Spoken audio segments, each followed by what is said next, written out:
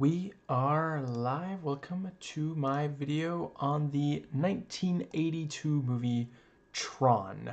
So I am gonna start with a review that has zero spoilers, and then get into what I call the thoughts section, where I spoil absolutely everything about this movie, but not the second movie. And let's see the movie. Gonna find real quick. Here we go. The movie is rated PG, despite a couple of things that push that. So will this video be. And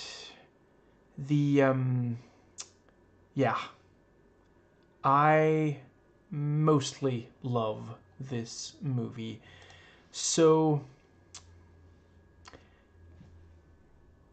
there's the story here is genuinely fun. A dude got super into Pong and decided to make a movie where stuff that's just like programming and such is in some ways as much of an adventure as video games are, which, yeah, wow. I can only imagine how intense this movie would be if it was written today, what with people falling in love with ChatGPT. Yeah, I am aware that there are those who would say I should have gotten to this movie years ago, perhaps even back when, the second movie came out. In my defense, Disney Plus was not a thing. That's how I watched it this time. I haven't watched the second one in, I think, a year or more. I have watched it twice, now that it's on Disney Plus. So right now, I don't have that movie. It's in my fresh in my memory as I do this. So this video will not draw too many comparisons. And for sure, I'm not going to spoil it at any point in this video. I'm thinking, if I don't forget and I still feel like it at the time, I'm probably gonna, for sure, I'll strongly consider rewatching the second one before the third, which I'm gonna watch in theaters. And yeah, if I still feel like it by then, I might briefly talk about like a comparison between the first two in my video on the third movie. So, yeah, the writing, the setup is this kind of wonderful mix of very straightforward and really, really complicated. I'm not going to detail it in the spoiler-free section, but yeah. So the psychological accuracy, authenticity, and level of detail are all quite high. I think I will just briefly talk, like, as far as level of detail, I appreciate it. I wasn't sure how much this one was going to, but they do actually make this world that it depicts. I don't think I'm going to give too much away, but it depicts a world that's not quite like our own, and it feels somewhat like an actual world rather than just a collection of sets for the specific scenes. I think they get as close to that as they could realistically, given the time this was made. Yeah, like, it is genuinely a fun concept, and they make pretty good use of the various what it allows for. And so the dialogue, there is some expository dialogue in this that simply is completely necessary. It does feel as staged as it is, at least some of the time. The expository dialogue, not the entire movie. But yeah, there's certain lines that that contain words that are very, very difficult to make sound genuine, which the movie does need. The actors do what they can and largely succeed. Yeah. Uh, this does a pretty good job of keeping us sufficiently focused, because there's a couple of times where it could easily go off the rails and just, yeah, and they managed to avoid that. There were scenes where I was genuinely quite impressed that they managed to make it in a way that I could actually keep up with what was going on. There were also a few times where, yeah, for at least several seconds, I wasn't entirely sure where something important was in relation to something else important. And while this is definitely nowhere near as complex, some would say overly complicated as Tenet, there were a couple of times where I kind of did have to adopt that philosophy. You know, don't try to understand it, just feel it. You know, because there were times where I think I made my point. Let's see. Yeah, they do a good job with the directing the actors. The performances are genuinely very natural for what it like. They're asked to perform under circumstances that are not ideal for getting the best performance, and yeah, really, really nicely done. So the cinematography and editing are quite good. Sometimes there's just these very simple things, but that they're very effective. And I think this is one of those cases where I definitely do. I think I'm going to start by noting the movie isn't particularly long. I think it's like 91 and a half minutes and without end credits. So I'm not saying it's over long, for sure. I do. I did notice that it didn't jump directly into, like, for sure, in some ways the movie hits the ground running. And there's a lot of things where they don't really waste any time. They just get right into the meat of it. But then there's also one element here that they got to later than one might think.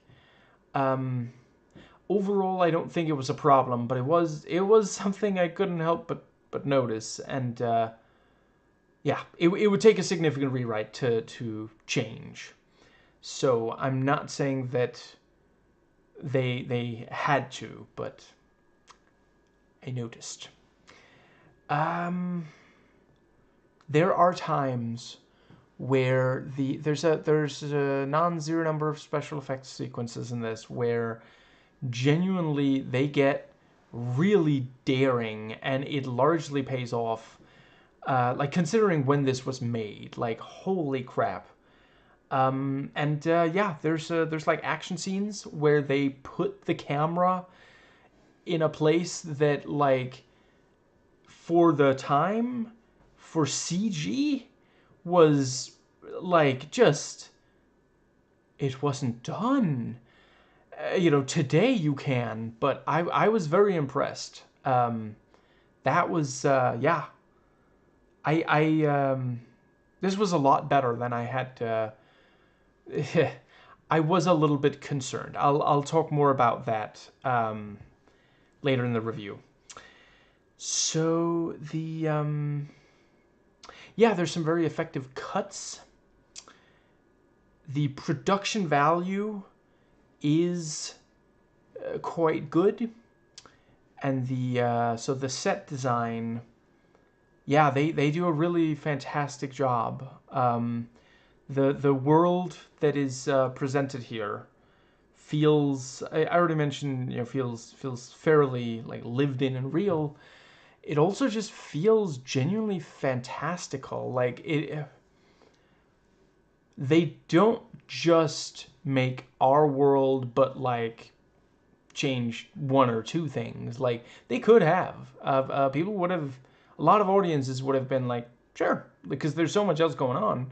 But they actually made a world that genuinely, like, holy crap, I really understand. Like there's multiple video games about this, and yes, some of them are like related to the second movie, not this one, but also just the fact that it got a legacy sequel. I understand why they felt like there's this is because okay, obviously yes, profit is part of it, but there was more to do. And I don't necessarily. It's been too long since I watched it for me to say if the second one is overall better. There's definitely one or two things in that I remember from that one that are not quite as good, or but yeah, the second one does in some ways go more into the world, where here we kind of just see it and there's like an adventure in that world, but we don't get like, yeah, there's, yeah, I've made my point. Yeah, the costumes. So the people of this other world, they walk around in like essentially tights that glow blue or orange, and yeah, I mean they did think of like something. What's the word? It is an interesting look. It's become iconic. Um, I I recognized it, when just from cultural osmosis when I saw the trailer for the second one. Having never watched this one. Yeah. Let's see the music is quite good. Music and sound design are both very good, and it's important because so much of what we're looking at. I mean, one thing is that it's CG, which at the time, not like spectacular. It was early CG, and that is one thing I will say. Like, a lot of it is not even remotely photorealistic, but it's at least some, like, it's interesting to look at. I was never like bored, and they let's see. I guess that is, yeah. That is so. That's one thing for the CG. Another thing is that this is a world that is in some ways so unlike our own. Like, we don't. There's so much in this world, in this movie, that we look at and we're like, I don't know what that is. I don't know what that is in like relation to our world. Like, so music and sound design are very important for grounding, and yeah, they work. This is also something that you see in Star Wars. And no, obviously, I'm not saying that this is as impressive as Star Wars, not by a long shot. I think, but yeah, the sound design. We always get like a sense that the different parts of the world that give off a sound, they feel like they have a physical presence, which obviously they absolutely do not. And yeah, um, the characters are essentially archetypes. There's not a ton of depth. They do what they can with the material, and I mean, Jeff Bridges and especially David Warner, like, incredibly talented. I'm afraid I don't really know the other cast members particularly, but those two, incredible talents. Again, especially Warner. And yeah, they do a really, really solid job with fairly superficial material. And I think that does get... Yeah, so the pacing, I early on worried that it was going to be slow in the early going, but they do a really good job of, like, there's never a huge amount of time without tension and or an action scene. And yeah, like, it genuinely keeps, and it's also not like rushing. That was also something, once it got to a certain point, I was like, there's only so much, running time left. I know how long this movie is. How are you gonna accomplish all this in such a short amount of time without, like, it feeling like overwhelming? And they managed. Like, I'm genuinely impressed. I think that does pretty well come. Yeah, the action is genuinely engaging. At first, I wasn't sure how much it was going to be an emotional experience, and early on, I'd say is it the first? An early action scene is not super emotionally, but it's not meant to be. It's there for a different purpose, and that's good enough, and the rest of them are. There's usually at least one character that we care about, that we feel emotionally attached to, involved in the action scenes, and yeah, what's the word? They always keep right. The variety is what I wanted to talk about. Yeah, like, there's vehicle stuff. There's, like, some close up fighting. There's chasing, shooting. There's these, like, sports, things. It's just, yeah. For it being, like, yeah, 91-minute movie, they do a really, really good job. That was also, like, I wasn't sure how much of this was gonna be in here and how much of it was, like, thought up for the sequel, but yeah. Right, I did, couldn't help but notice this does have these sort of, like, comedy, what's the word? Like, there's at least one scene where it looks like, oh, that might be dramatic, and then there's, like, a joke to kind of, like, break the tension of it and such.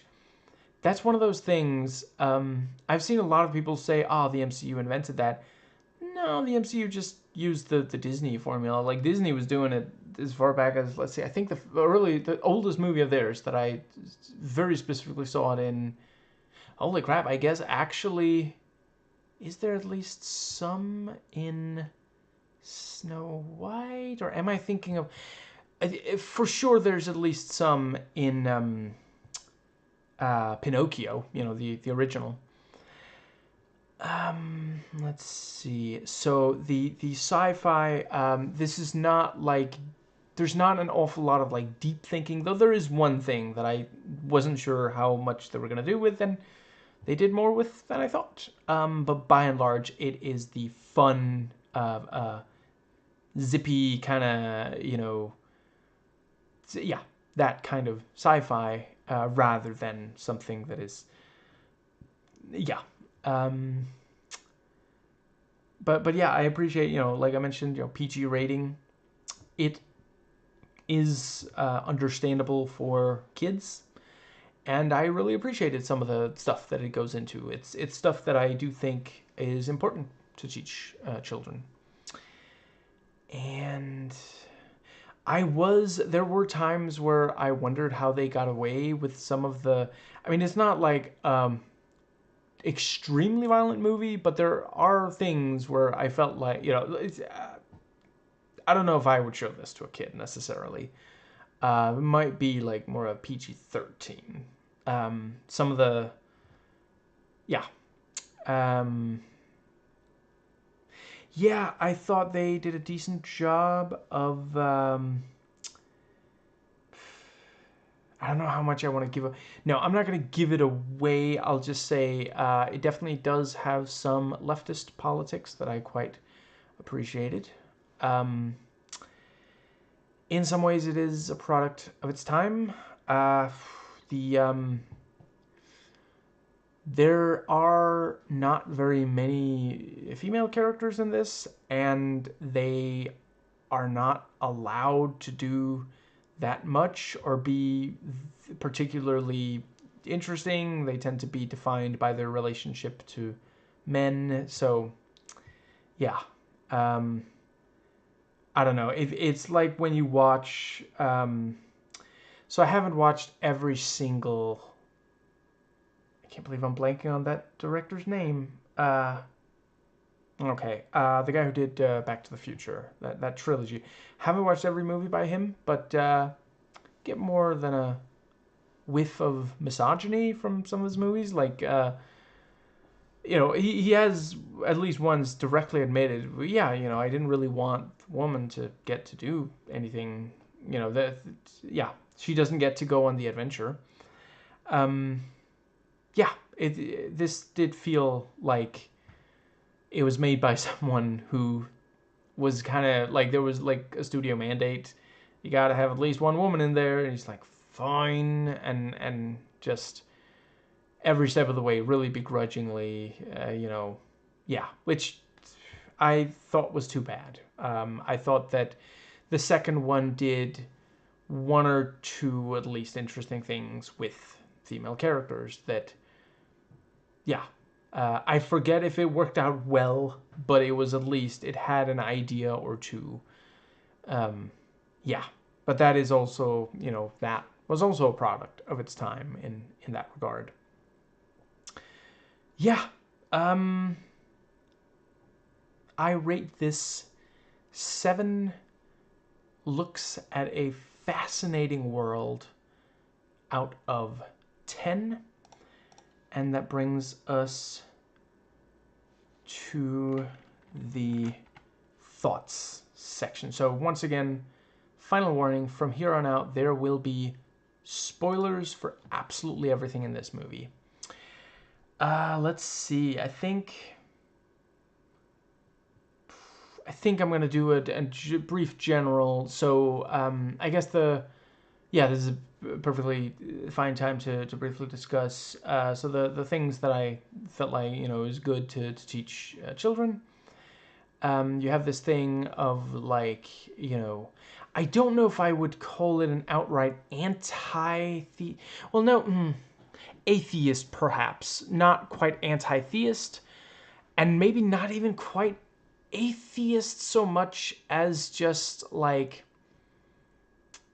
yeah, it's a perspective that says don't worship, because like those you worship are probably, what if God was one of us, and yeah, I am a big believer in not really worshiping, or the very least, don't let worship convince you to do something that you otherwise wouldn't, because you would normally say, I don't think that's ethical. If you worship and it makes you appreciate, all the beauty in the world, how wonderful we human beings can be, then by all means, keep worshiping. I'm mostly referring to like conservative Christians and such. Just, yeah. Sadly, a lot of evil things are done, justified by this book that a lot of them don't understand the context of. I think, yeah. So then you have the commentary on fascism, which, yeah, I think they do a really solid job of exploring and communicating. Right, I guess I'll just briefly note. So in the review I mentioned, I wasn't sure how much they were going to do with that thing. once they started talking about like, oh, how they, it's religious, they worship the users. Yeah, I wasn't sure if they were gonna do anything with that or if it was just gonna be one of these boring Messiah stories. I really appreciated that, no, Flynn is just, he's kind of just a member of the team. Like, okay, he has superpowers, and I thought they did a good job using them creatively and using them just enough, but also not so much that it just, like, you don't want him to end up a walking Deus Ex Machina either. And he still struggled. He kept flying into stuff, for example. But yeah, I wasn't sure if they were gonna criticize, this thing of because like, and yeah, I thought they did a really good job of that. Because in part because when we first meet Flynn, I did kind of get the sense, if he was told, "Oh, you're like God," yeah, he'd be like, "You're right. Yeah, I am. Good on you for noticing." Because he likes the positive attention he gets for the video games, both for making and playing them really well. So it's character growth, and it's gradually over the course. Gradually over the course of the movie, I appreciated that he had an arc. At first, I thought it was going to be, because America loves these stories where the cocky jerk just gets to be that for the entire story, and then wins and is celebrated for being a cocky jerk. He wouldn't have won if not for that. And it's just, I mean, for one thing, it's a really bad message to send to young people, because being a cocky jerk is not going to accomplish much of anything other than, alienating anyone who isn't a yes man. It's also just boring. It's a really boring story type. Like, I get this whole thing of like, oh, I don't want to tell a proper story. I want to be fun. I want to be punk rock about it. Some amazing movies have come out of that. I have some issues with the very problematic Crank movies, but I do think there's some really fun stuff there, and they're playing with what you can do in a movie, what you're kind of allowed to do in a movie. The way that the story is like structured and told. Okay, I think I might be overselling it for people who haven't watched it. It's mostly like the visuals and the pacing and the way that just there's a lot of creativity on display in those movies, and part of that is them being like, no, we don't want to do a normal movie, but I don't think we need a ton of movies where the cocky jerk just already made my point. Let's see. I think but yeah. So I think before I get into the chronological, I will briefly go over some of the commentary on fascism. So one thing is that the CEO inadvertently, sure, it gets out of his control, which is also an important thing to say about fascism. Some people who started, I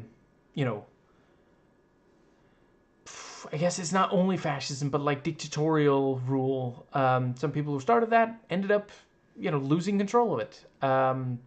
Some were assassinated by the person who would then take over power, But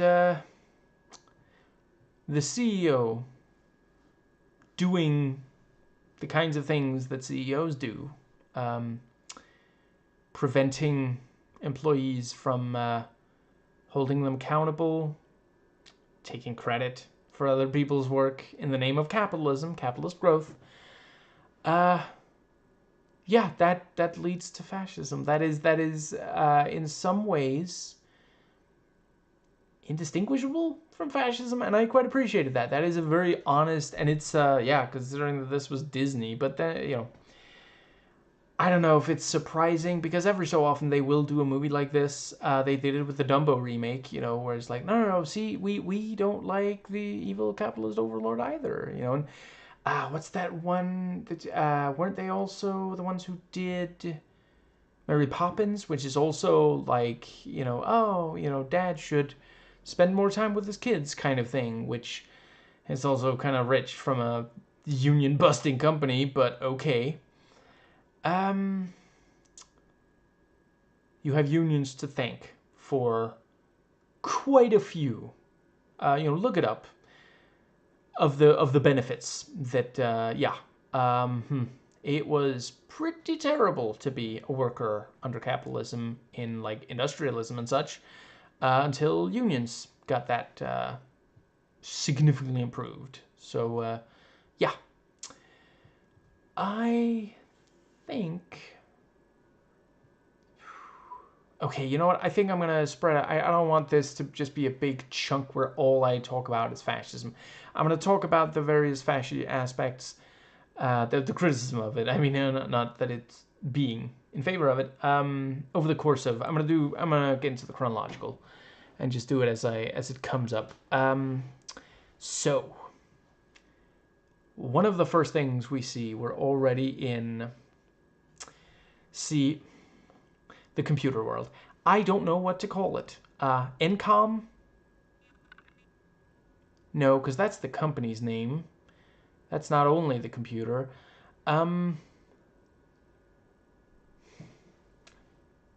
Let's see.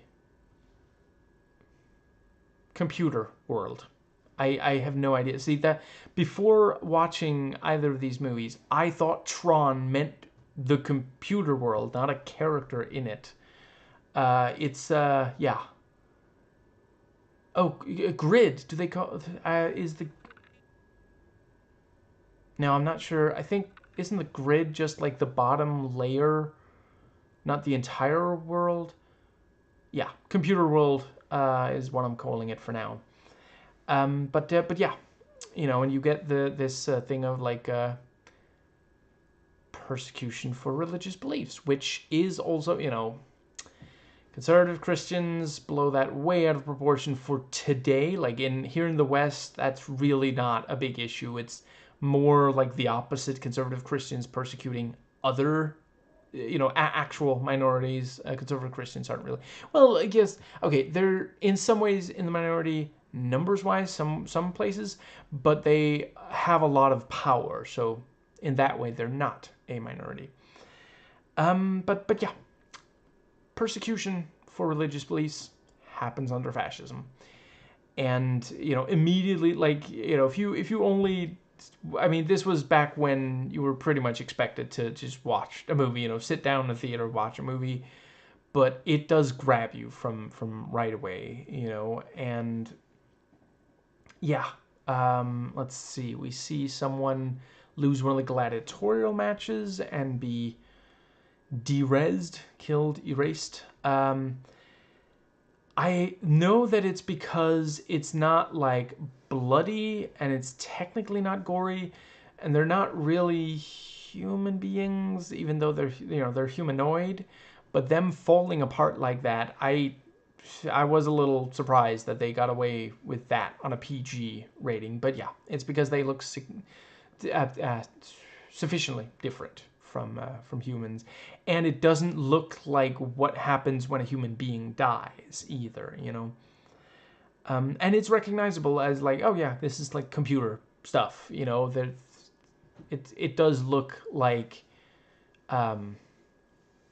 yeah, removing a visual element from a computer thing. But yeah, that was quite good. Right. Gladiatorial matches, also a thing that happens in some dictatorships, forced ones. To be clear, and where the loser dies, and sometimes it's a way for them to get rid of their political opposition, force them into these. It's not always gladiatorial matches, but dictators love to get rid of the political opposition. Let's see.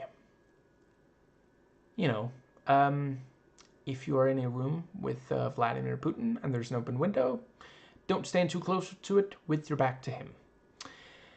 Let's see. I think that might just about. But yeah, have I been doing too many of these movies about fascism recently? I feel like it's important to talk about fascism as America devolves further and further into, with the ice brown shirts and, putting U.S. military on U.S. soil, something that was unthinkable until recently. To be clear, I'm not saying that Trump is like unique in what the Republicans were going to get there eventually, but it is important to hold him accountable. He is doing a lot of these terrible things. Let's see. I think that might. So I think that does bring us to, yeah, and we do also, I think we meet Tron and maybe also Ram here very, very early at least. Yeah, and when we, so yeah, let's see. That brings us to the office workers. That was also, I quite appreciated that, it's digital. Oh, right. I just wanted to briefly note. I think it was maybe an Oscar or something, but it was some award ceremony. This like didn't get to compete for like special effects because someone was like, "Well, it's kind of cheating because it's digital effects," Oh, my sweet summer child. But the let's see. Yeah, the digitally created, we only see the set only had a few cubicles, but they added in a ton more digitally, and yeah, looks like the grid, looks like fascism, and that is again like there's a lot of I forget who. Crap, was it one of those? I think it might have been one of those people who we then found out was actually terrible in at least one way. Was it Assange? I think it was Assange who wrote a book pointing out the similarities between a dictatorship and corporations, working in a corporation. And yeah, the fact that they restrict your movement and put you in, like, I'm not the first person to note cubicles not too dissimilar from like cells, like it's not impossible to have offices, I appreciate that it's like also, it means they can have more employees in a smaller area than if everyone had a regular office, but let's be honest, it's in part control, They want you to feel small. I'm extremely fortunate that I've never had to work in a cubicle. Have worked in offices, and yeah, the movie Office Space does a good job examining how terrible it is to work in a cubicle. What was the other thing? There was definitely one other thing there. Yeah. So yes, the elderly guy is trying to get in. He's got like an incredible security program, and David Warner's character says that they can't. He restricts access because of MCP. And I think, yeah, and Alan, also tries to fix things, and again, it goes, yeah, because of the CEO. And yeah, the fact that the CEO, like, if we read this as an allegory for fascism, then the CEO is someone important to bringing the fascist leader to leadership, and then the leader turns around and says, I do have like blackmail material on you, or imprisons them or something like that. Yeah, so then we have the yeah, so yes,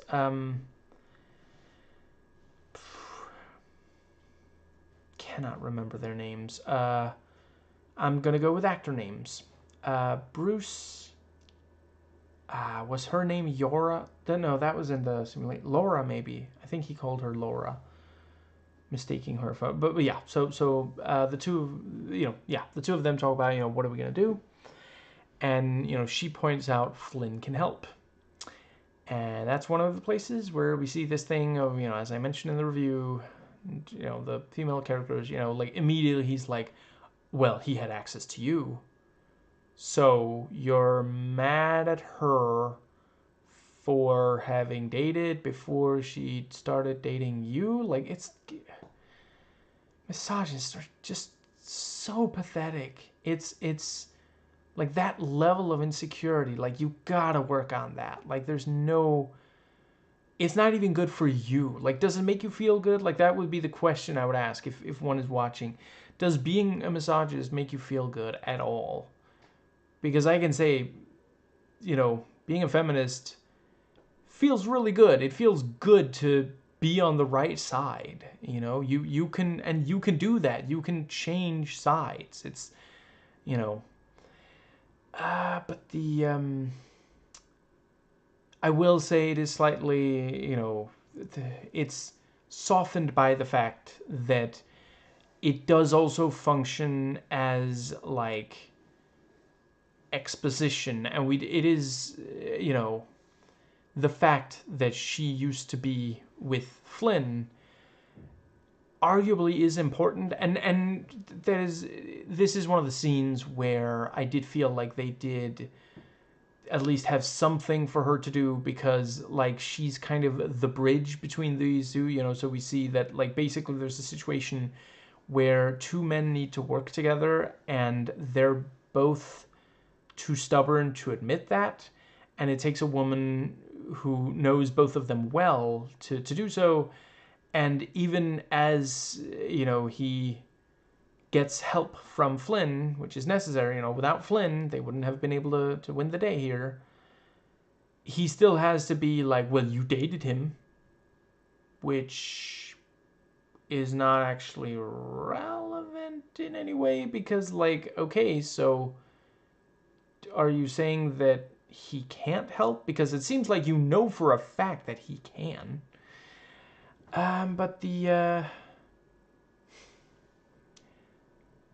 I mentioned in the review that thankfully Flynn is not a cocky jerk from start to finish. The first time we see him, he really feels, there's room for him to grow into a good person, because it is like, it could so easily devolve into self-insert fantasy, or like power fantasy kind of thing of like, there's a lot of young guys who like, okay, so let's go over the things that they love about this.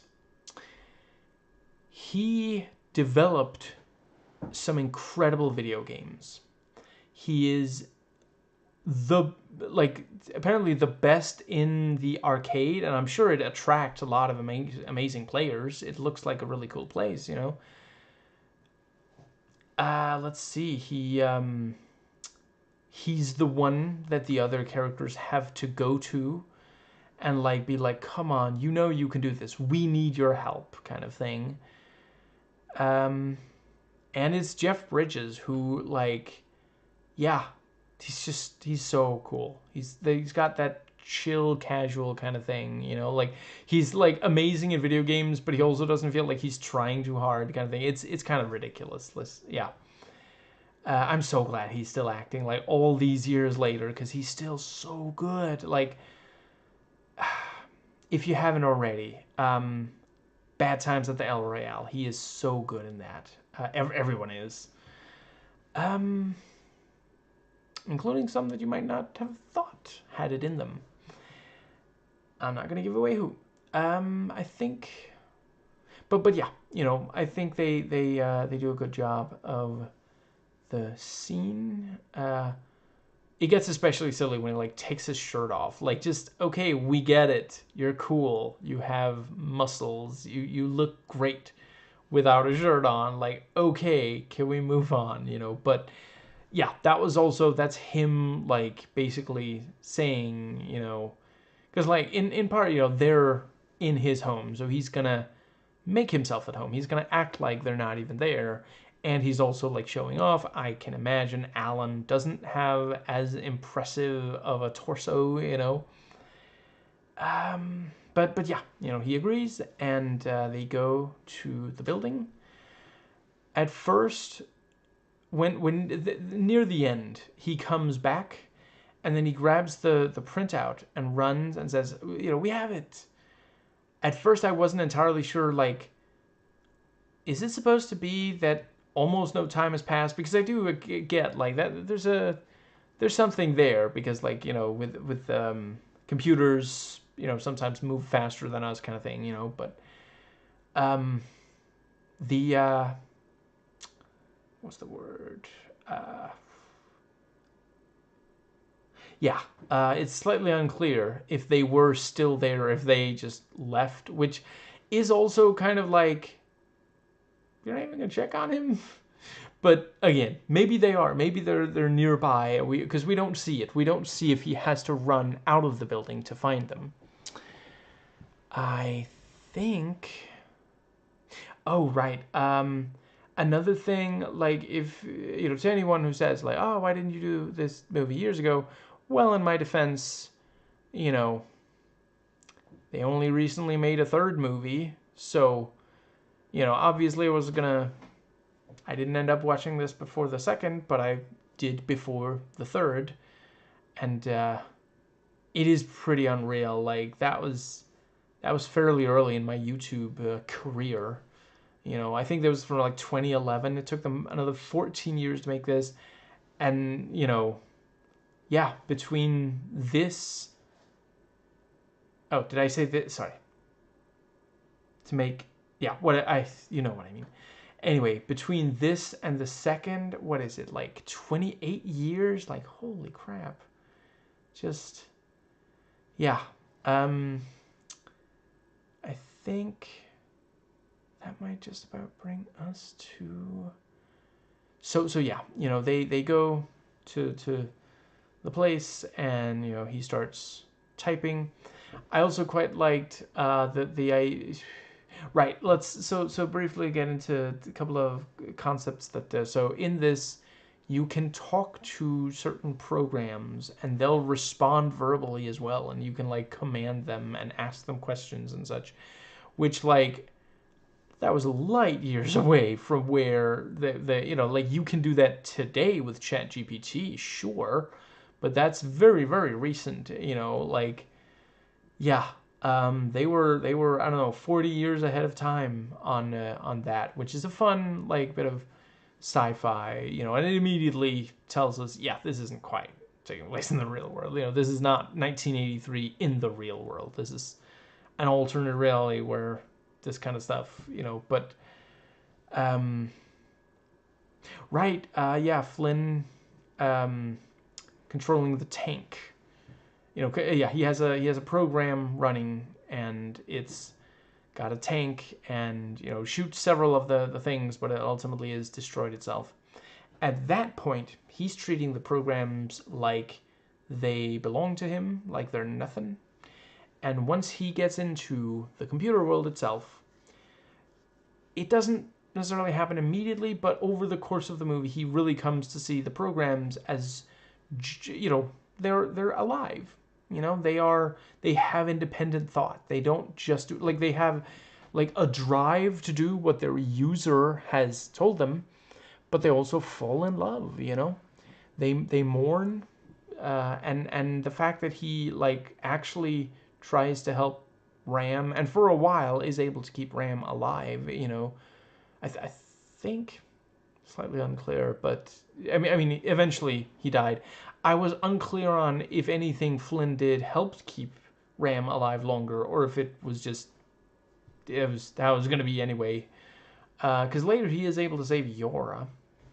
That was another thing where like the female representation. Why does she kiss him? I guess like gratitude, but like, I mean, listen, I'm not saying, you know, if you're a woman, you watch this movie and you were like, I would do the same. That's great. I am not saying that you're wrong. To me, I will say it felt like the kind of the writers having their cake and eating it too, because like They appreciate that she should probably stay with Bruce in the real world, but Flynn still wants to kiss her. He's still attracted to her, and there's a lot of movies where the straight man is going to get what he wants, especially if he's white, cis, and either the protagonist or a major character, even if he doesn't really like. It feels so unearned, yeah. Like, you could have just had a hug. Like, you could hug. Like, if I met a complete stranger and they saved the world, I would hug them.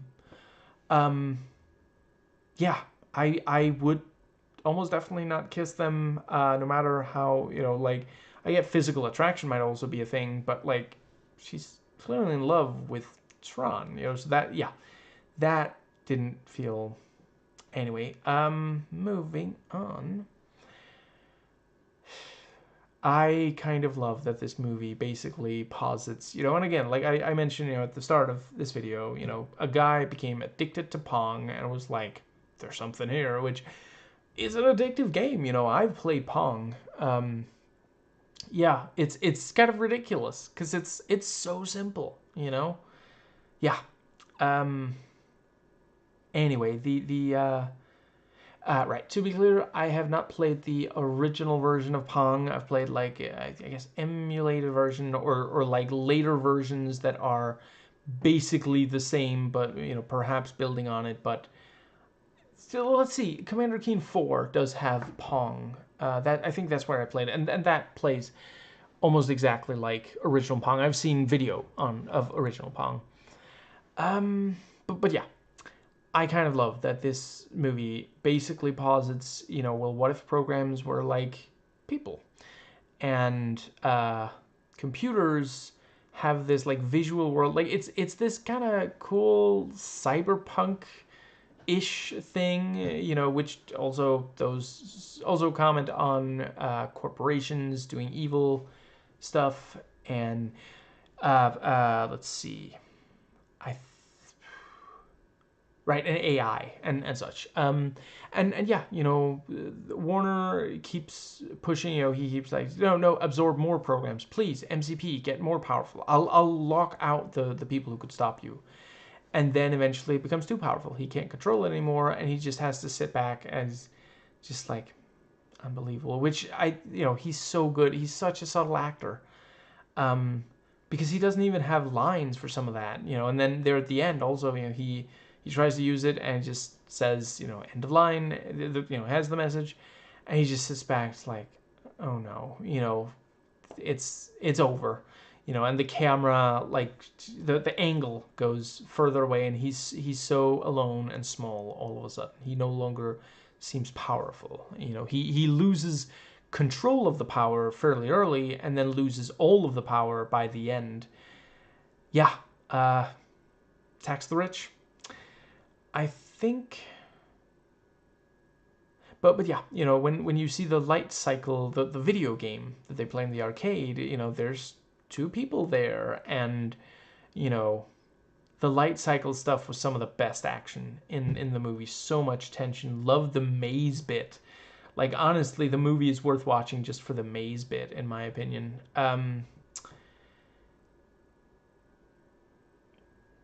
I did wonder when I saw them play the light cycle game,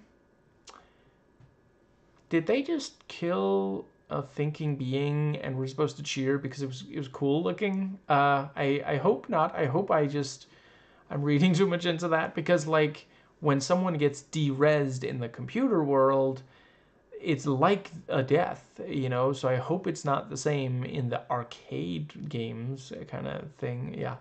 Oh, I guess I should briefly say, no, I have not watched Wreck-It Ralph. Let's see, it's Disney, right? So I'm gonna get to it eventually. I am working my way through the backlog of Disney movies. But yeah, I am aware of its existence, and that's also like, oh, what if video game characters were alive, kind of thing. So it's some similarity there. I appreciate that. And to be clear, I have no idea if I doubt that movie's like a ripoff of this, because it's, from what I've heard, it goes in a very different direction from this. Anyway, I think, does that pretty well get us to the, so yeah, you know, Flynn sits there hacking, and the laser, you know, puts him inside the computer world, and it's very much turn your brain off, don't think about it, please, because how are his physical needs met? What happened to his physical body? Like, the computer is nowhere near big enough for his physical body to be inside in some kind of, just, you know, we just shouldn't think about it, you know. But yeah, I did notice that happened maybe a third of the way in, rather than like in, you know, very, very early, which might be, you know, an argument could be made that it should happen sooner, especially considering that Flynn has to learn all this, you know, because we, the audience, already know a bunch of this stuff, but they do get a lot of it done very, very quickly, which I appreciate. I was worried that they were going to do a whole thing of like he has to see everything with his own eyes, but no, he actually takes their word for a bunch of things, and fairly quickly adjusts to the idea of being inside the computer world, which was also, you know, that's a lot to ask of the character and the audience. Like, okay, we, the audience, we're ready for him to be part of the computer world, but for him to accept that he's part of the computer world so fast, yeah, I think that pretty well gets us to. It is also, I will say, I get why they go with the term user, because, like, you know, computer user, program user, and it rolls off the tongue easier than programmer. You know, programs and programmer feels, you know, because they're already talking about programs. But I don't know. When I hear the word user, I think of someone who like manipulates someone. Which you know, Elliot Sang, excellent YouTuber, has pointed out, we should stop constantly being like hyper vigilant of like, crap, it's right on the tip of my tongue, narcissists, because a ton of harm is done by neurotypical people, and we aren't as good as at perceiving that when we are so focused on narcissists.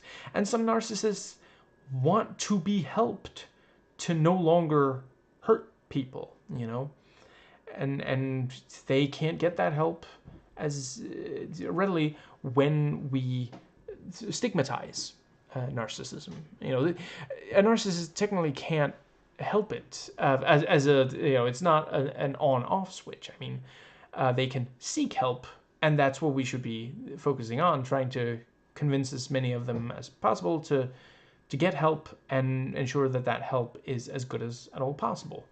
Instead of, because like some people will talk about like, oh, you should never let a narcissist into your life, and just like, obviously don't let them abuse you, but don't let anybody abuse you. You know, we should be more focused on like, what is abuse, what is manipulation, how do you recognize the red flags.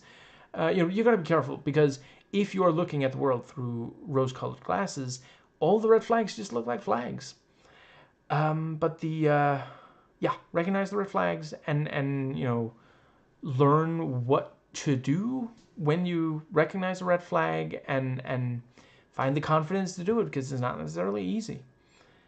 But yeah, and near the end, when the I can't even fully remember the words that they used, but they used a lot of like computer specific lingo, which, yeah, very fun. So let's see. Yeah, the thing with putting him in the gladiatorial games, Flynn, I mean, that was another place where, thankfully, they they don't right away, but over the course of the film, they do start to make him less of a cocky jerk. He becomes, more selfless and less self-full-ish. And but yeah, because gladiatorial games, and he pretty quickly adjusts, and it's like, I mean, okay, I get he's great at video games. This is also like, haven't watched the Minecraft movie. Not sure I'm ever gonna. Though I will acknowledge, like, some of the cast, absolutely love. Apparently that also has a character who's like super good at video games, gets transported into a video game world. So I don't know if this started that, but it has become a trope, evidently. But yeah, maybe that's why he took his shirt off to underline. No, he's also in like good shape, because like, and does that matter down there in the computer world? I should not think about the rules too much. I mean, I guess it might just be like mind over matter, because like technically he's the equivalent of like a just his body isn't really doing anything. Is that his physical body? Yeah, I should not think about it. But yeah, he does really well at the gladiatorial games, and I really appreciate it. He was upset when the other person dies from losing the gladiatorial game. He didn't know that was going to happen. He didn't want that to happen. He just he likes to win. But as soon as someone else actually gets not just hurt but dead, he's not okay with that. Love the introduction to Sark. Sark, since I gave you power, you've become very sadistic and cruel. And he's like, thank you. I wasn't sure if you would notice, but I have been putting in, the effort.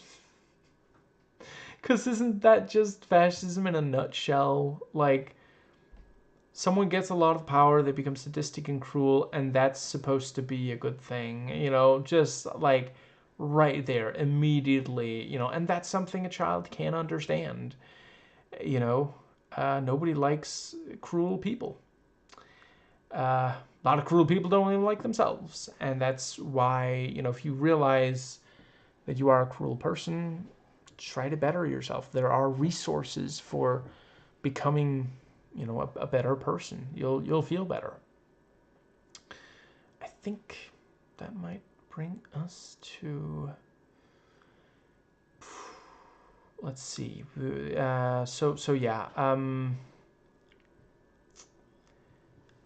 I think that might just. See, I don't remember for sure the order of these things. I guess I'll just go to the next. So, yeah, we have the right. I really appreciated how little it cut back to the real world once Flynn was inside the computer world. I thought it handled it well when it cut back and forth between computer world and real world before that. But yeah, I really appreciate it. I don't think we needed any cuts back, because it's one of those things like, what are we gonna see? Warner feeling bad about what he did? We already saw that. Bruce and Laura being like, what happened to Flynn? They find out by the end of the movie. Like we can picture, yeah, they're probably worried. There's not really anything that can, before Flynn wins the day, what is there to, yeah. I really appreciate that we didn't get like useless scenes of them just like going around trying to find out what happened, kind of thing. That would be just complete waste of time.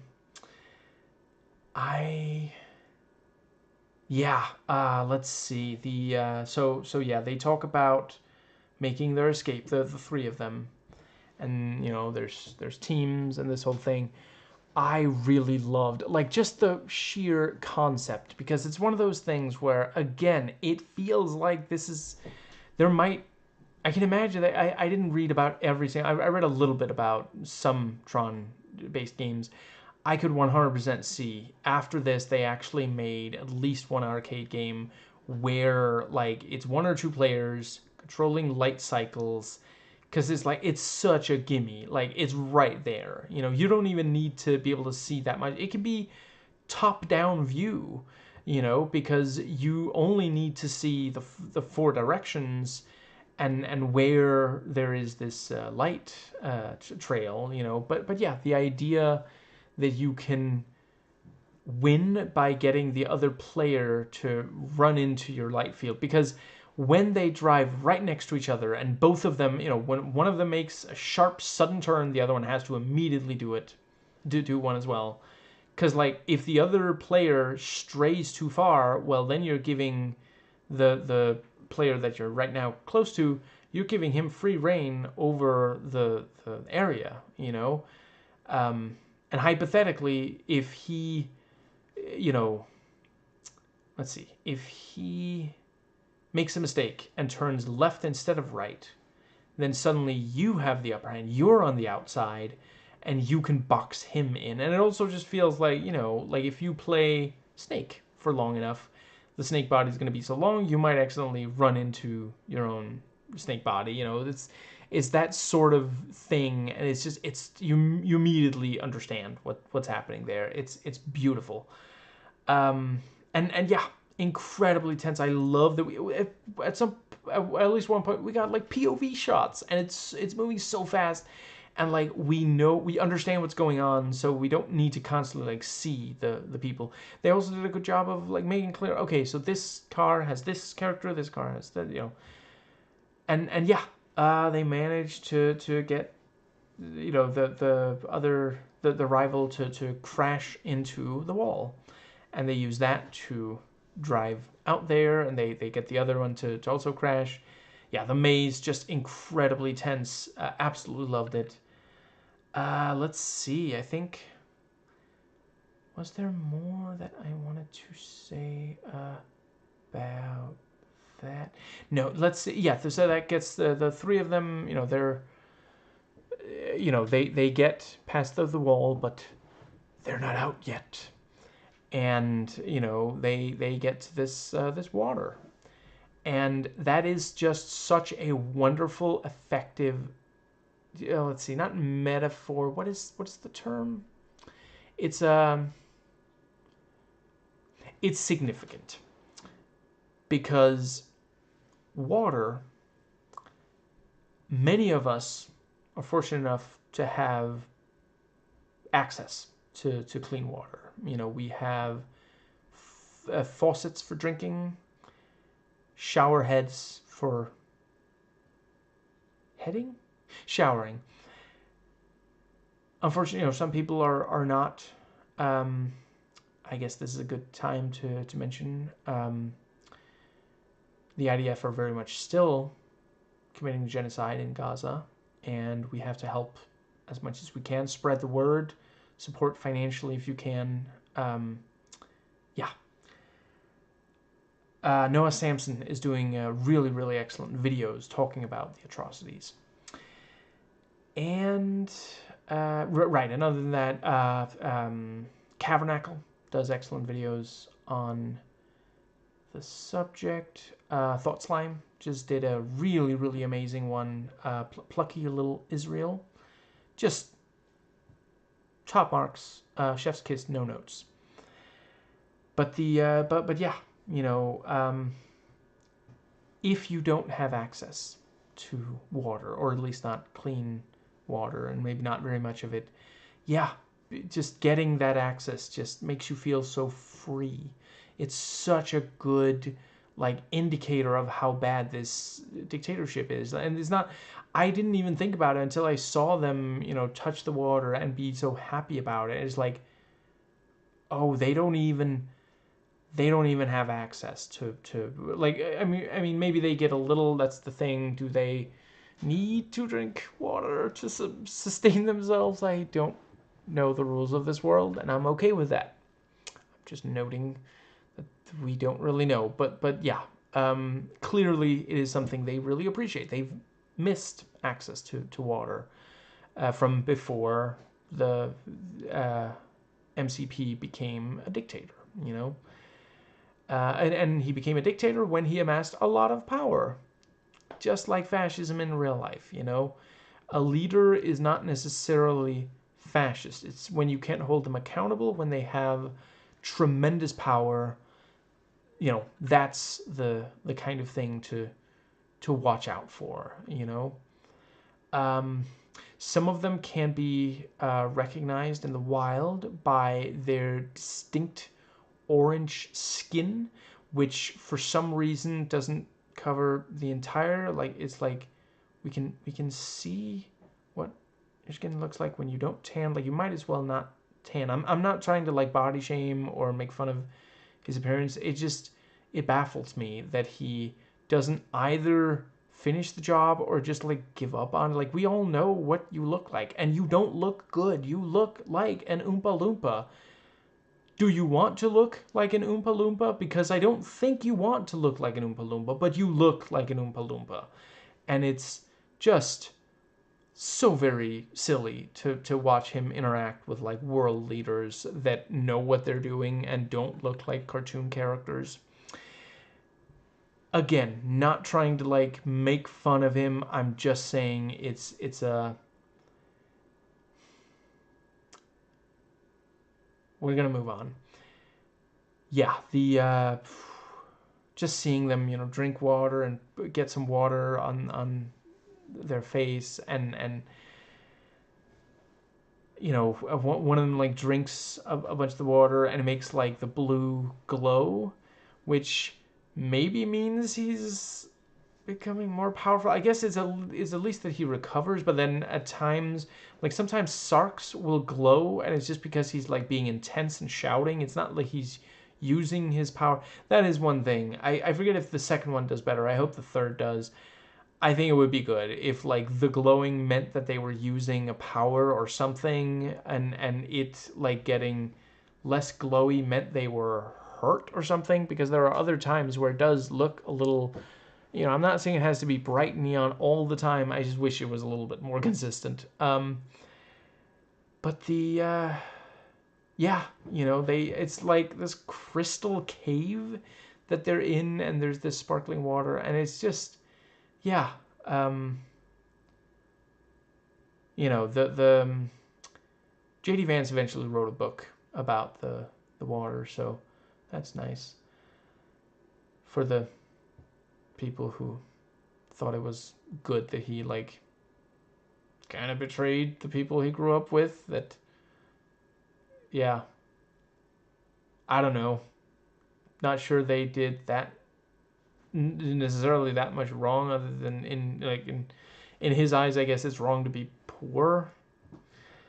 Um, but yeah, they get back in the cycles and have to drive away, and yeah, really really tense. I kind of love those little tank things. Like they're slightly goofy looking, and you know the part where one of them like accidentally nudges the other off the edge, as is like yeah, it reminds me of one of those old like cartoons where a bunch of characters would all like stop suddenly at the end because they realize, oh, there's a fall here, so they stop at the end and the others slide down, and when the last one slides down, the one at the front is, you know, yeah, goes like flying. It's cartoonish, you know, but it works. The tone works. That is very impressive. Like at times, it's like, you know, this horrible, you know, dictator that's like executing people and exerting so much power and force, and then at other times it's Looney Tunes. I love it. Um, but yeah, you know, ultimately they let's see. Yeah,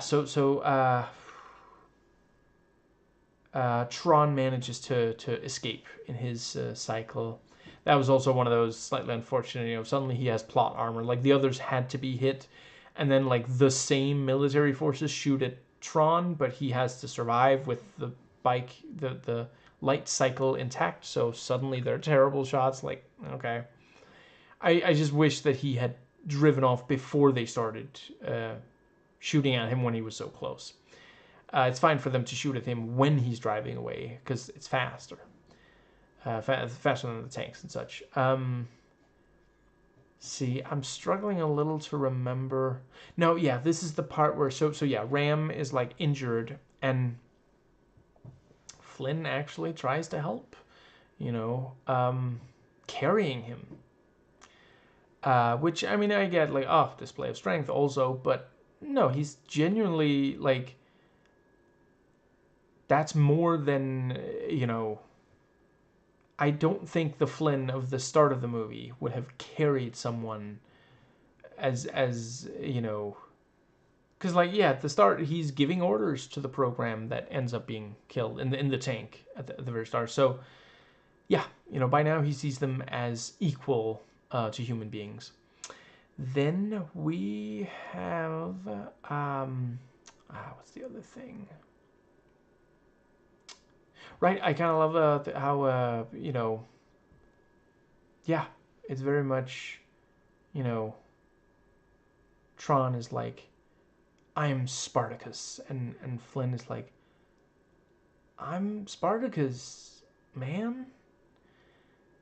Yeah, big fan of that movie. That is genuinely inspirational story, and in some ways, yeah, always up for. And it's one of those things I would not show the Spartacus movie. You know, with crap, I can't believe I'm blanking on his name.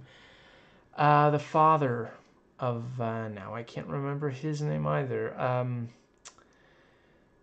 The male lead, the guy who plays Hank Pym in the MCU. You know, his father, that movie, Spartacus. I would not show that to a child, but it is a story that you can tell to a child, and this movie does that.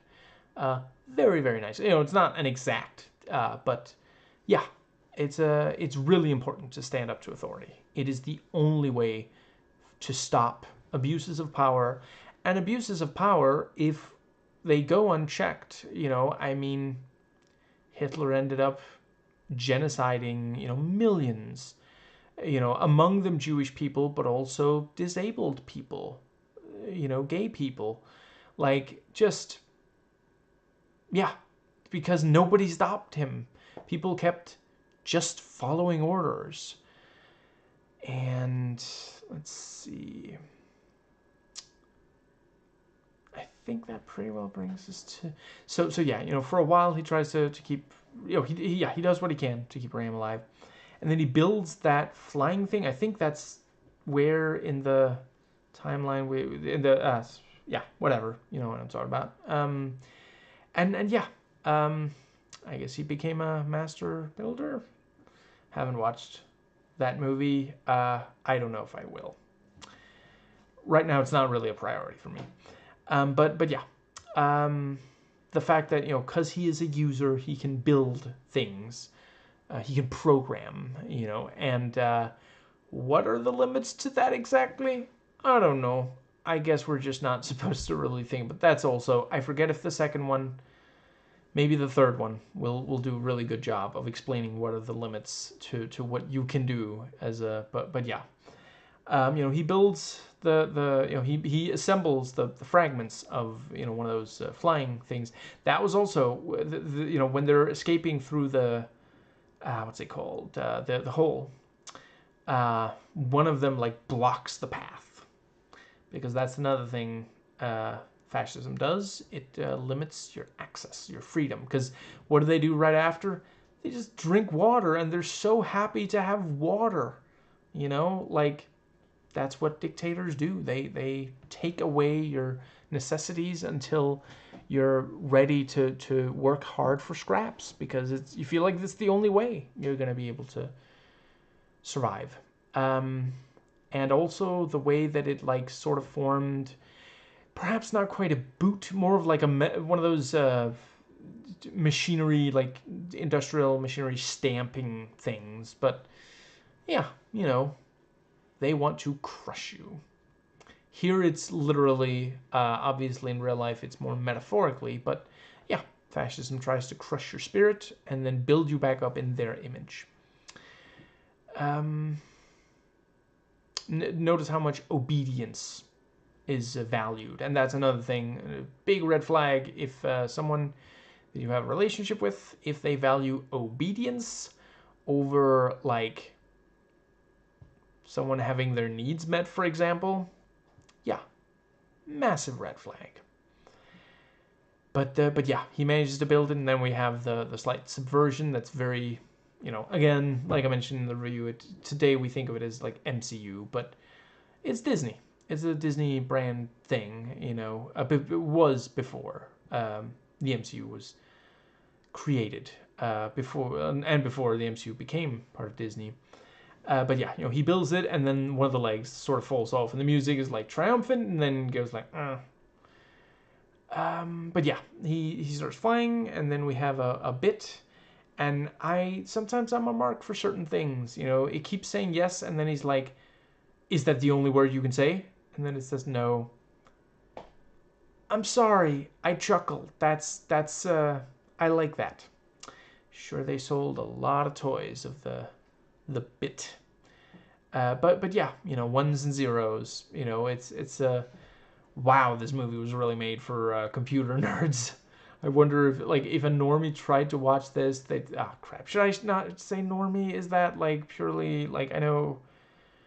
Let's see, is it the incel?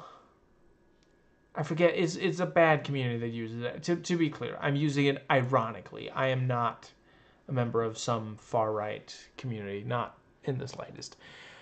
But if someone who doesn't know much about computers tried to watch this movie, they'd probably be lost in a lot of jargon and such. Yeah. Yeah, he flies for a while, and he, like, sort of crashes and then leaves it. I was a little surprised there was so little of the bit, but then it's also like, how much can you even do with it? For a while, there's one point where it goes like yes, yes, yes, and then it goes no, no, no, no, no, and like just yeah, there's only so much you can do with a character that can literally only say yes or no. Yeah, and the place where he lands, like yeah, I mean I don't know exactly what it is. I guess like a town square maybe, but yeah, it's just people sitting around talking to each other, and they don't really engage with him, and he even comments on it like that's not accidental. Are they scared to interact with a stranger?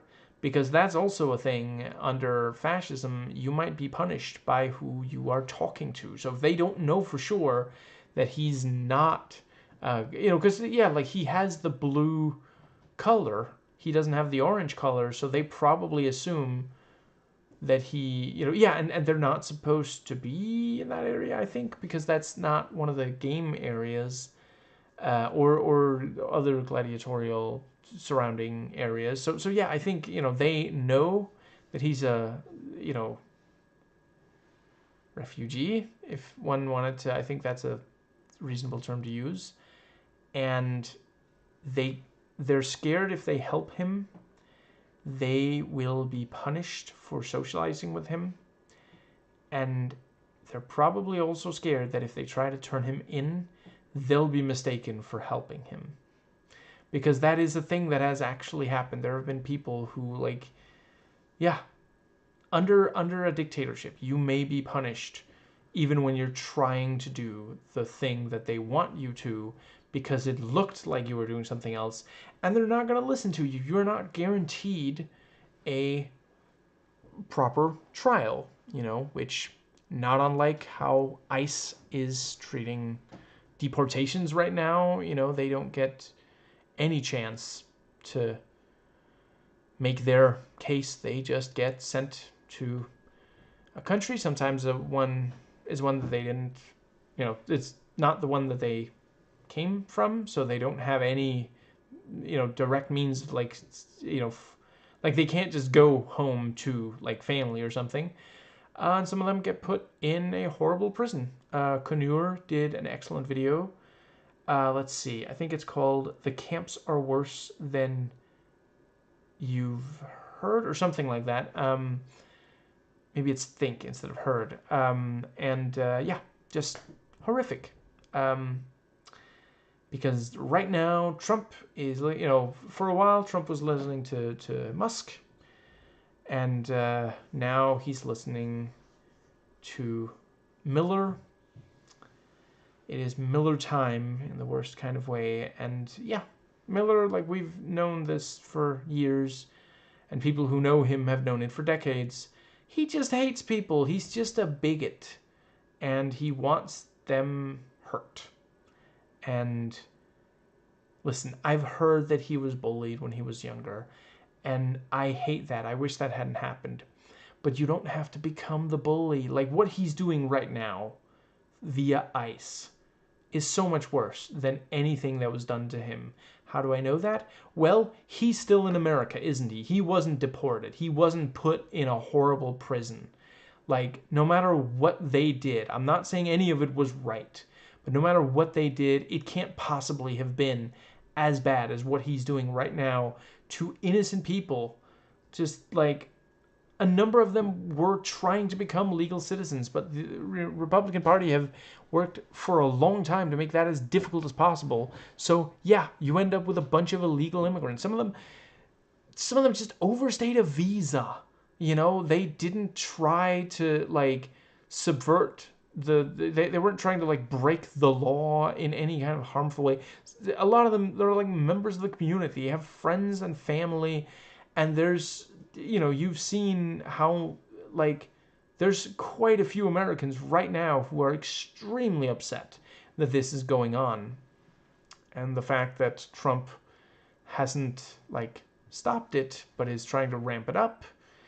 Again, he's not listening to the will of the people, which was supposedly, he won an election, so that must mean that the people support him. Now we're seeing the people don't support him, so he should change policy. This wasn't, I'm not saying he didn't say he was going to do at least some of this, but he certainly did say that he was going to make sure groceries weren't so expensive. He hasn't done anything for that, and it's actually gotten worse since he was elected. And the polls show that was, economic concerns were a huge deciding factor for a significant chunk of the people who voted. Now, I think that does bring us to, let's see, what was the next thing? I guess he ends up finding Tron again. And Tron has found Yora. Crap, was that her name? I think Yora was because in the real world she's Laura. And that was also, I was slightly unclear on, so he like deprograms her, or does he just like convince her to stop the act? That was also slightly unclear. But yeah, it is great to see that they love each other. Again, I wish there was more definition there. I wish that they didn't make her, just like say, oh no, woe is me, we're not going to make it. But instead, like, I'm not saying she has to be like,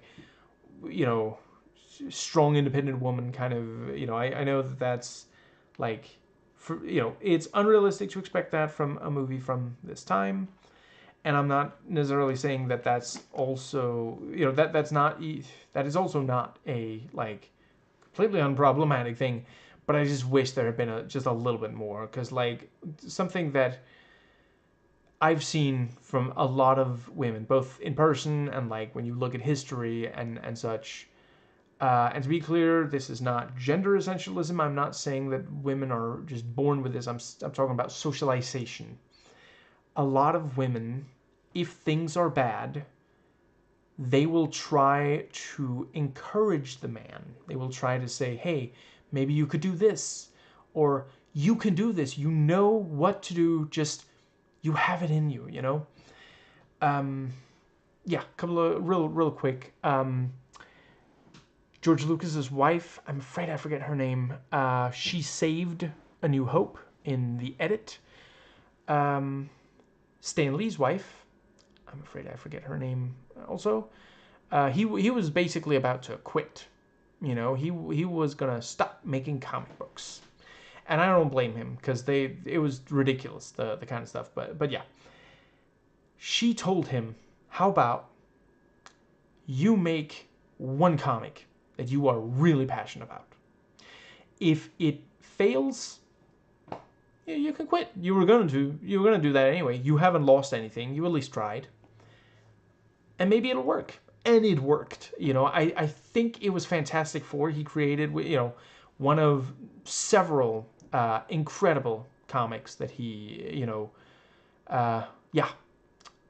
Don't hold me to that. I might be mixing things up, but it was a comic that to this day, we comic fans are like, wow, that's really impressive. There's really something there. Because like there's some comics from that time it was like, okay, that wasn't amazing. I think, does that bring us to the yeah, so Flynn gets there and talks to Tron, and he is genuinely sad that Ram didn't make it. That's another thing. Yeah, Ram being like yeah, it's so wild to think back then Ram was like significantly smaller, and today it's like in the gigabytes. Yeah, I also thought they did a really good job of early enough in the film establishing, okay, so in order to win, we have to, Tron has to get to the communication tower. So, we spend some time just like thinking, okay, we're gonna, early on they talk about, okay, we got to break out of this area. We can do that through the games. And, we, the audience, like, got it. Let's go. And then once they're out, they point to the communications tower and they're like, that's where we have to go. And yeah, they spend the rest of the movie. There's a chunk of the movie they get Tron, or Tron gets there, and then gets the MCP, and that's also very well established. We realize from early on, MCP is something that has to be stopped. Right now, I think it's also noteworthy. Let's see. I believe it is the Warner character who says, who talks about, the MCP got access to, what was it, like, crap, what's it called again? The Pentagon, I think it was. And it's like, holy crap, what are you doing? Like, are you trying to, like, yeah. There's a reason why, it's extremely difficult to get, like, don't get me wrong. Do not get me started on American military blunders, but, like, there is a reason why the Pentagon doesn't, like, just hand out their information to corporations. Like, it's horrific to think of a corporation having control over American military, and, right now there is too much of like corporations working with, for example, ICE, and making, creating this like dystopic, conditions in some ways in America. And there are other European countries, Western countries that are also making such horrible mistakes. I think that does bring us to the so let's see. Yeah, I will say when we first see the solar sailor, like, to be clear, such a cool concept. That's like, I didn't expect them to have, because like like solar sailor, that's like a space travel thing. Like, that's so friggin' cool to have inside this world. They really do take advantage of the fact that, I mean, essentially you can do whatever you want. There's not really any limit to what you can do in the world, inside the computer world in here. Like, so it's essentially just like, well, what can we make look good with CG back then, But yeah, they could do anything. So why not space travel? Like, it would be so silly to like imagine if one of them was like, oh, could we do like space travel, and another was like, no, that's no, we can't do that, because like it's not space though, it's inside. Who cares? Do it, and yeah, super cool. Loved seeing it. The first time we saw it being like constructed, I had no idea of the scope or scale of this thing, and that I think they spent a little bit too much time, because like as soon as we saw it in relation to others, because at one point they cut back to like the control room, and then it's like, oh, okay, so it's that big, cool. Because at first it's like, let's see, I think it's constructed in a like slightly zoomed out view, so I thought it was really small, which I think it's, yeah, I think they had hoped it would have the opposite effect, like, because sometimes when you see something from far away, if you know that it's, not small, it will come across as really big. The camera has to get far away from it to even show the whole thing kind of idea, but when you don't show, and I think if they just had like maybe a person standing really close to where it was being built, so we could see, oh, that's how big it is compared to a person. But yeah, they managed to steal. That was also such a tense scene, them getting control of it, and you've got the other, the big, the Star Destroyer. Sorry, wrong franchise, but the really big ship, flying over, and yeah, they get to there's the thing where there's like was it like high electricity wire or something, and they have to get to the other place, and so Flynn builds the thing and says, oh, it's basic physics. I did also appreciate after that he was exhausted, so there are some limits to the powers. And he's like, oh, it's like a jackhammer in my head. Can the guy with the jackhammer please? He's off, kind of thing. And he explains the powers, and yeah, they managed to get. That was also, I thought they did a good job with the thing where he fakes, Tron fakes his death so he can get, closer, and also the thing of, Flynn getting the orange on him after knocking out a guy. I hope he like hid that guy, although I guess as soon as he wakes up, he's gonna say that he was knocked out anyway. But whatever. I like the look of the one of the types of the enforcers kind of have this like broad shoulder, like it's the costume thing, but yeah, I thought it worked. Made them look more imposing. And also it was cool when there's the fight. I guess that is at the Solar Sailor right before they take off. He's like knocking them off, and at one point he gets like one of the knock it off, Mr. Reed. And at one point he gets one of the spear things and uses that as a weapon.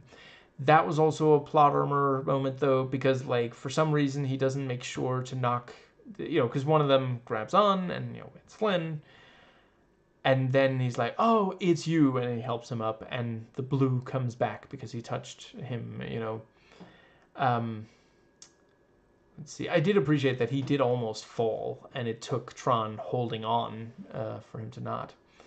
But yeah, they fly. Let's see, there's ultimately not Tron, but the other two are brought up onto the ship, and that's where she's like despairing, and it just feels like, okay, I get maybe having like a character despair, but could have been Ram. You don't have to have like. We men lose hope as well. It's this silly misogynistic trope of like, women are just so emotional, and it's something that's used to justify ignoring what women say when they say something that does not, agree with patriarchal norms. But yeah, he says, if you're, when you're, yeah.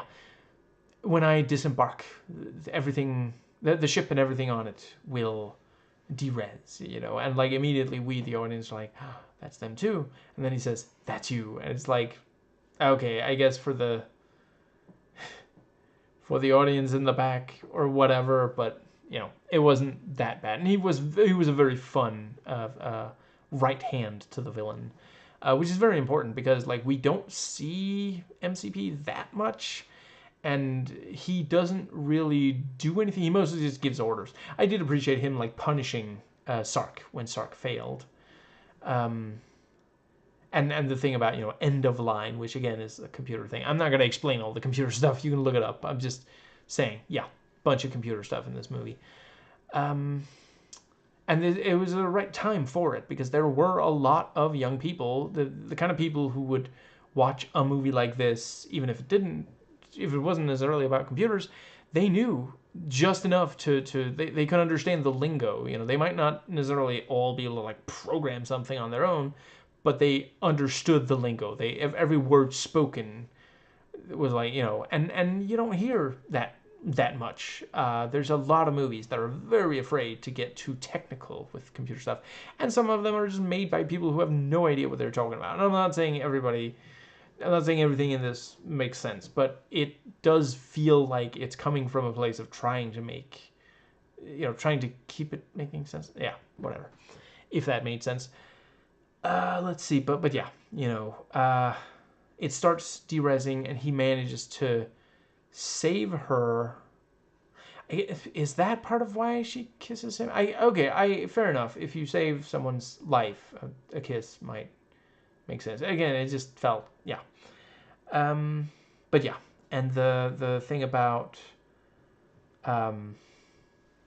yeah, Tron, getting in there, right? Also the bit where, the thing about, maybe I'll keep you around for fun because you make me laugh, meaning he's gonna keep torturing him forever. And then they're near the end. MCP is like basically absorbing the power of all these programs, or like using them or something like that. And that's again under a dictatorship. You are a tool. You are simply you are good for whatever the dear leader needs from you, and if you cannot succeed at that, he will just get rid of you.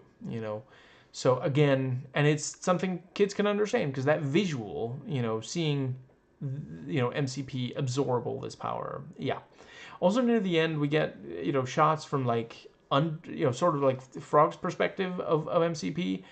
Did kind of remind me of that thing about like, dogs love us even though they see us at our worst angle. Having the camera under, like the chin doesn't look very good, and the face, yeah. I did also think they did a good job on MCP. Just the look, it is iconic. Like I've seen at least one parody, and like the moment I saw it, it was like, that's MCP. Yeah, this thing of the gladiatorial battle between Sark and Tron near the end, very clever because both of them they're two of the best. They're probably, they are the two best for their opposing sides. And he also, like, Tron has to jump between these little platforms, like a tiny misstep, and he'll fall and die. Fall into a hole and die.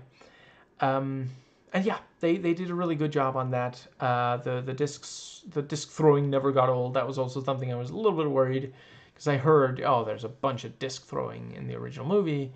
It never got old. They always managed to have us sufficiently emotionally engaged for it to not. And then we have the what's the other thing that I want to say? We have the he manages to defeat him and then get to MCP. I keep almost saying OCP because I've watched RoboCop so many times. MCP. And he's thrown the disc and he manages to like make make a hole in so that he can hypothetically throw it. But then, giant, give him, MCP gives more power to Sark, and he's giant and walking around lumbering, very cool. And Flynn, I don't know if he knew that he would be able to survive. Certainly, it is this thing of like he doesn't need the credit; he just wants to solve the problem, and that's character growth. At the start, he was complaining about not getting credit, and that is also one of those things. There at the end, he gets credit for the game, so that I didn't think they needed that, but 1980s movie from America. That's how they like to end them, and I didn't think it was like wrong. I mean, ultimately, I do think you should own the stuff you make. As a like, I don't think a corporation should own it at least. Like obviously crap. I think it is called Co-op. I think it's Saint Andrew, Saint Andrewism, something like that. The YouTuber can explain really well the idea. I very much subscribe to what he proposed of this idea of like, basically we have these like, or is it called communes maybe, where we share things. But yes, a corporation should not own something a person made. But yeah, he is willing to pull this stunt that he, I mean, yeah, hypothetically it might not work, but he's trusting Tron and giving Tron the opening. So ultimately, it is Tron who saves the day. He gets help from Flynn. Yeah, I was also the thing about one point. So yeah, Tron gets to the.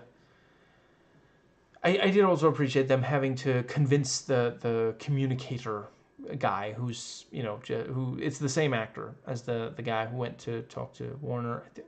Yeah, he certainly works at the company also, and that's the program he made. And there's the thing about, well, under a dictatorship, you're not going to be, they're going to significantly limit communication. Again, very true. But yeah, he locks out the guards and lets Tron communicate. When Tron communicates with Alan 1, is that because Alan in the real world like left a message? That is that what he did when it was blocked by MCP early in the movie? Maybe, or are we supposed to believe that Alan happened to be on his computer, saw the request, and just responded with that? Yeah, I'm not entirely sure. I could see it being the former, certainly. Right, I quite like that the communicator guy in the real world said something like, ever since MCP, there's been nothing but problems with the programs. Because fascism doesn't work. Dictatorships, a lot of the time, implode. Like, there are traits of them that make them self-destructive. And sometimes they are defeated by others, but, I mean, you can look at the fact that, thankfully Hitler was so utterly terrible at controlling his jealousy or impulses. So even though his generals, people who wanted to make him look good, they were doing a great job. He got jealous of them. He was like, well, I'm sure I'm better than you. So he started making some military decisions, and it cost him and the Nazis dearly. And yeah, like the war might have lasted much longer if he just let his own generals do the thing that he asked them to do. It's not like they were working against him or something. They were, well, okay, some of them were trying to assassinate him, but I'm talking about the ones who were like dedicated and made, yeah, significant strides in fact, yeah. I'm really, really relieved that they were ultimately stopped. And that's one of the cases where, I say that violence should only ever be the last resort, but it was definitely necessary to use violence against the Nazis. There was no other way.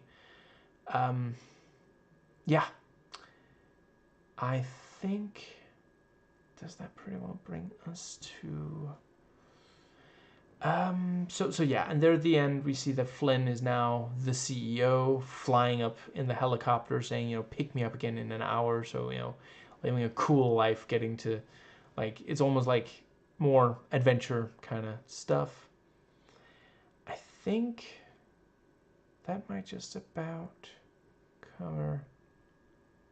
I wonder if at least one of the games, like, has you just, like, go places and really explore the world, because that is, we don't see that much of like the functional parts, and that again, the second one does some of that. I don't think this needed to show it more. I'm just saying I'm glad there's more than one movie, even if I'm willing to acknowledge the second one has some problems. I think, yeah, it's too fascinating of an idea to only do one movie, even if that movie is Spartacus, because yeah, that is a really cool place to take it. I'm so glad that this is actually about like a dictator and not, some other. Though I will also say, considering when it was made, there were a bunch of like I can imagine it was probably meant as like propaganda against the Soviet Union or something. Which, to be clear, I am glad that the Soviet Union fell. There was a lot of really awful things. I wish Putin wasn't in charge of Russia right now. I'm just saying, some of what they said about the Soviets was propaganda. Some of it was just to make Americans hate them. And it's fascinating that they actually managed to, like, in some cases, they made Americans even more, like, gravitate towards communism. But, a lot of capitalists really don't want to even consider communism because communism isn't going to make them rich. And the fact that communism can solve, like, a huge swath of the problems that are created by capitalism and that we face just in general, yeah, I mean, they're not that interested in that. Capitalism does genuinely only care about profit, like that is baked in. So yeah, why would they give up all this profit just for the good of humanity and the planet and life in general? That's not gonna make them feel superior to poor people who didn't really do anything wrong. And yeah, they like to feel superior. It's what they got. It's what they got going for them, and that is genuinely such a devastating, like, when you come to that realization, it's like, wow, that is sad. I want better for them. I want them to be actually happy and not just like paranoid and barely able to, enjoy all the luxury that they exploited labor to be able to afford. Yeah. But that's the entire video. Yeah, I gotta say, based on the trailers, cautiously optimistic for the new movie. It has a thing or two that, yeah, look appealing to me. To be clear, none of those things are Jared Leto. I guess it's Morbin time again. What was it that one person said? Jared Leto, part-time cult leader, full-time jerk. But it is genuinely kind of funny. So credit for the following observation goes to Otterly Noah, who I recently subscribed to and have been watching fairly consistently. He pointed this out. I have stopped watching the anti-woke grifters because it's just like, I don't want to spend my life doing this, but I still occasionally want to hear what they say about things, and I do so through these YouTube videos from leftists who, point out the flaws in their logic. And yeah, apparently at least some of them are like really upset that there's now a black woman in the world of Tron, the Tron movies. And Noah points out, yeah, that's been a thing since the second movie. I guess maybe you should try to watch the things you criticize. Maybe I think that might help improve your criticism, because the thing you're saying just happened just now and it's horrible. That's been a thing for almost a decade and a half now.